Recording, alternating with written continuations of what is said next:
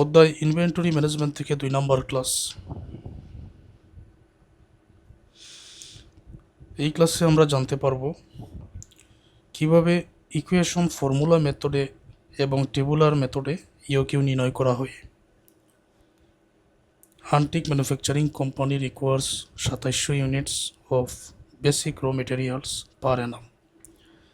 হান্টিক manufacturing কোম্পানির 2700 unit কাঁচামালের প্রয়োজন প্রতি বছরে। The cost relating to the placing of order and receiving of material is টাকা 150 পার অর্ডার। একটা অর্ডার দেওয়ার জন্য এবং কাঁচামাল রিসিভ করার আগ পর্যন্ত প্রতি অর্ডারে 150 টাকা করে খরচ হয়। তো এটা ordering coast per order. The cost of carrying 1 unit of the raw materials for 1 year is টাকা 9.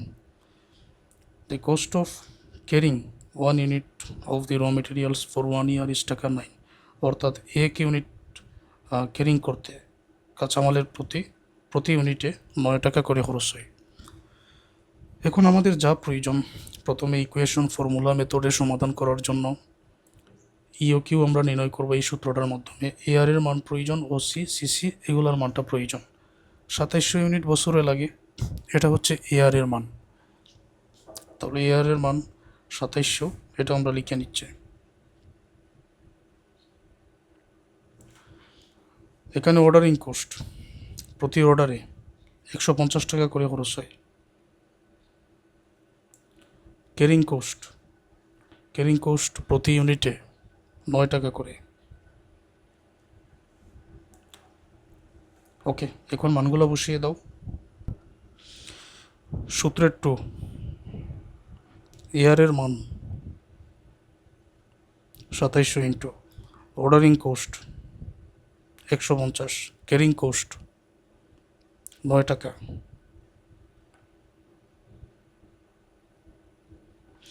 2 এবং 2700 150 যদি গুণ করা হয়, তো আলাদা করে দেখো তোমরা গুণ করে কত হয়। আমি একেবারে উত্তরটা লিখে দিতেছি।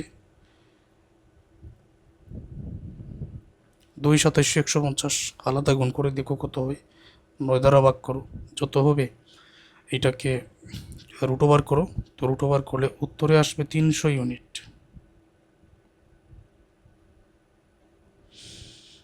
অর্থাৎ যদি বছরে চাহিদা থেকে 2700 ইউনিটের প্রতি অর্ডারে ব্যয় যদি হয় 150, প্রতি ইউনিটে ক্যারিং কোস্ট যদি 9 টাকা হয়, তাহলে এই ব্যবসা প্রতিষ্ঠানকে, এই ম্যানুফ্যাকচারিং কোম্পানিকে 300 ইউনিট করে অর্ডার করলে ব্যয় সর্বনিম্ন হবে।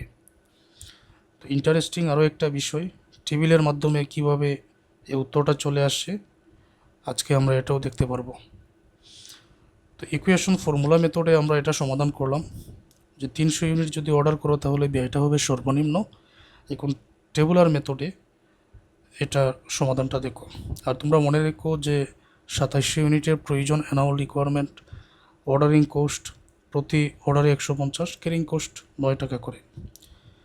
তো বর্তমান অঙ্কের জন্য এই টেবিলটা আমি অঙ্কন করে নিলাম।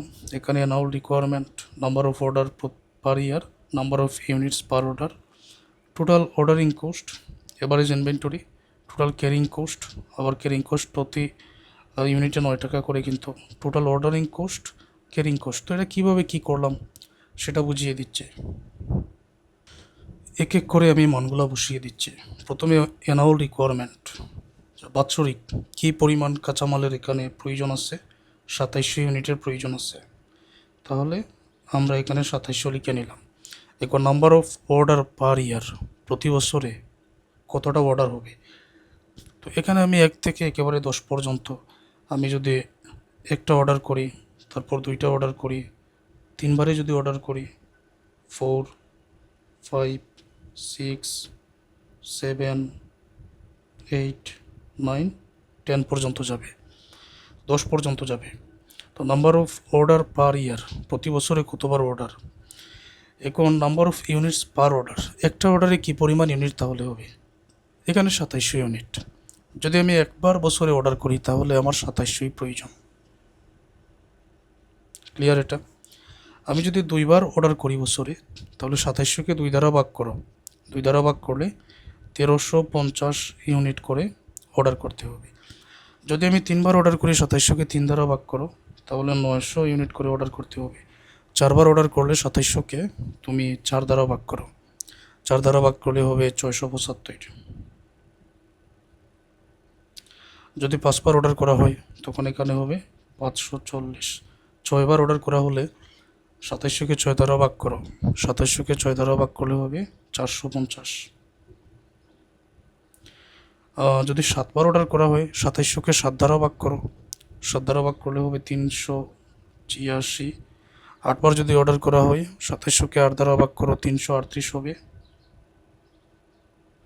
যদি 9বার অর্ডার করা হয়, তখন এখানে হবে 300, 2700কে 9 দ্বারা ভাগ করো।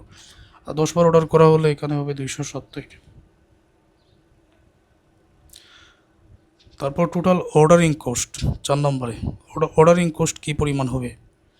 তো আমরা অঙ্কের মধ্যে দেখতে পেয়েছি যে অর্ডারিং কোস্ট হচ্ছে প্রতি অর্ডারে 150 টাকা করে। তো প্রতি অর্ডারে যদি 150 টাকা হয়, যদি আমি একবার অর্ডার করি 150, 2বার অর্ডার করলে 150কে 2 দ্বারা গুণ টাকা এখানে, 3বার অর্ডার করে 150কে 3 দ্বারা গুণ, এই পরিমাণ খরচ হবে। তাহলে একবার অর্ডার করলে হবে 150, 2বার অর্ডার করলে 150কে 2 দ্বারা গুণ করো, এখানে হবে 300, 3বার অর্ডার করলে 150কে 3 দ্বারা গুণ করো, এখানে হবে 450, 4বার অর্ডার করলে 4 150-এর 600, এখানে হবে 750, তারপরে হবে 900। 6বার অর্ডার করলে হবে 900, ঠিক আছে এটা। 7বার অর্ডার করলে হবে 1050, 8বার অর্ডার করলে হবে 1200, 9বার অর্ডার করলে হবে 1350, 10বার অর্ডার করলে হবে এখানে 1500। মানে 10বার একবারে 150, তাহলে 10বারই হবে 1500। টোটাল অর্ডারিং কোস্ট আমরা পেয়ে গেলাম। এভারেজ ইনভেন্টরি বাইর করার জন্য এই যে এখানে number of unit per order যেটা দেওয়া আছে, এগুলোকে সূত্রে 2 দ্বারা ভাগ করতে হবে। 2 দ্বারা ভাগ করে এভারেজ ইনভেন্টরি এখানে নিয়ে আসতে হবে। Number of unit per order যেটা, তো 2700 আছে, 2700কে 2 দ্বারা ভাগ করো, ভাগ করলে হবে 1350। 1350কে 2 দ্বারা ভাগ করো, মানে এই প্রত্যেকটাকে 2 দ্বারা ভাগ করে number of unit per order যেটা, প্রত্যেকটাকে 2 দ্বারা ভাগ করে এভারেজ ইনভেন্টরি করে লিখতে হবে। 1350কে 2 দ্বারা ভাগ করলে 675, 900কে 2 দ্বারা ভাগ করলে এখানে হবে 450, 675কে 2 দ্বারা ভাগ করলে হবে 338,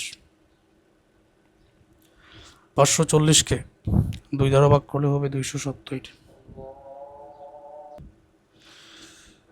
তাহলে আমি এই প্রত্যেকটা number of units per order যে টাকা ইউনিটগুলো আছে, ইউনিটগুলোকে প্রতিটাকে 2 দ্বারা ভাগ করে এখানে লিখে নিলাম। তো টোটাল ক্যারিং কোস্ট হচ্ছে প্রতি ইউনিটের উপরে 9 টাকা করে অঙ্কের মধ্যে আছে। তো এখানেও আমরা লিখে নিছি যে ক্যারিং কোস্ট প্রতি ইউনিটে 9 টাকা করে। এখন এইটার জন্যই আমরা এভারেজ ইনভেন্টরিটা বাইর করেছি। এভারেজ ইনভেন্টরি এই 1350, মানে এক ইউনিটে 9 টাকা, তাহলে 1350 ইউনিটে কত টাকা?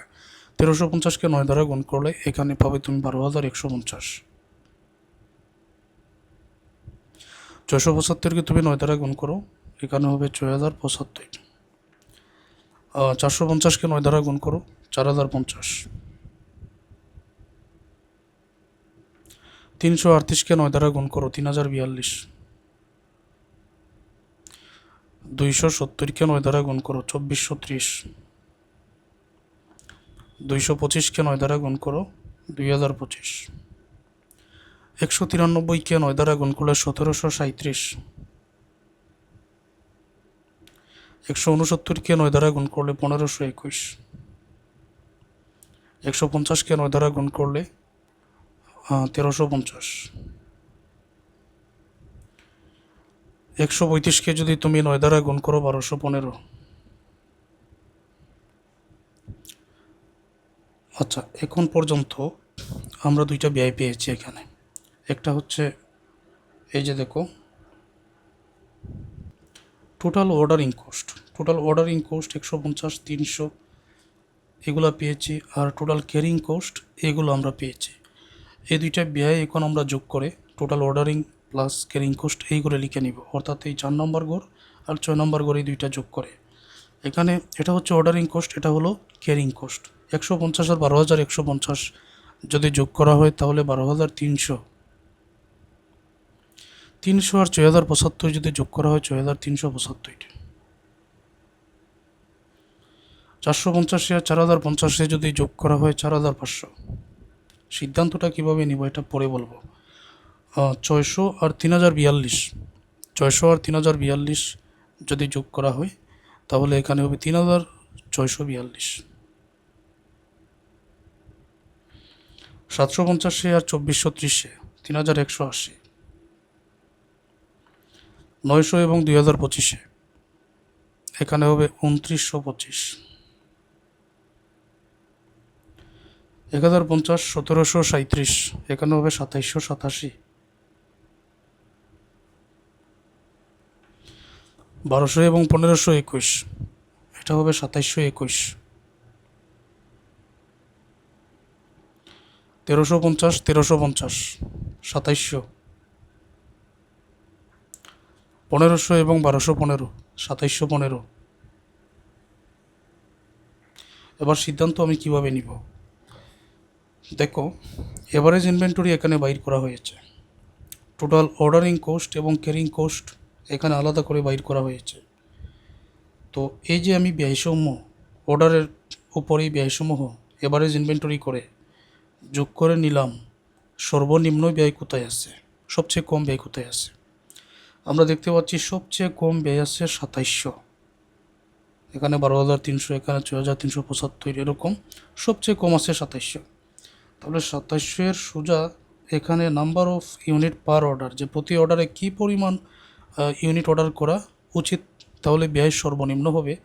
আমরা দেখতে পাচ্ছি ব্যয় 2,700 সর্বনিম্ন, এখানে অর্ডার আমরা 300 পাচ্ছি। আবার ইকুয়েশন মেথডে তো উত্তর আমরা 300 পেয়েছি, তাই না? টেবুলার মেথডে আমরা সর্বনিম্ন দেখতে পাচ্ছি 300। তো এটাই হচ্ছে ইওকিউ, এই যে 300 যেটা, এটাই হচ্ছে ইওকিউ। তো আমরা এটা সোজা ইওকিউ লিখে নিব। ইকোনমিক অর্ডার কোয়ান্টিটি মানে সর্বনিম্ন ব্যয় হবে যদি প্রতি অর্ডারে 300 ইউনিট করে অর্ডার করা হয়, আর 300 ইউনিট করে অর্ডার করলে 2,700 ইউনিটের প্রয়োজন, টোটাল 9 বার অর্ডার করতে হবে, অথবা 2,700কে 300 দ্বারা ভাগ করে 9 তো এমনিতেই হয়ে যাবে। 9 বার অর্ডার করতে হবে, 300 ইউনিট করে অর্ডার করতে হবে, তাহলে ব্যয় আমরা দেখতে পাচ্ছি সর্বনিম্ন হবে, কম হবে। আশা করছি সকল শিক্ষার্থীরা এই ম্যাথের সমাধানটা বুঝতে পেরেছেন।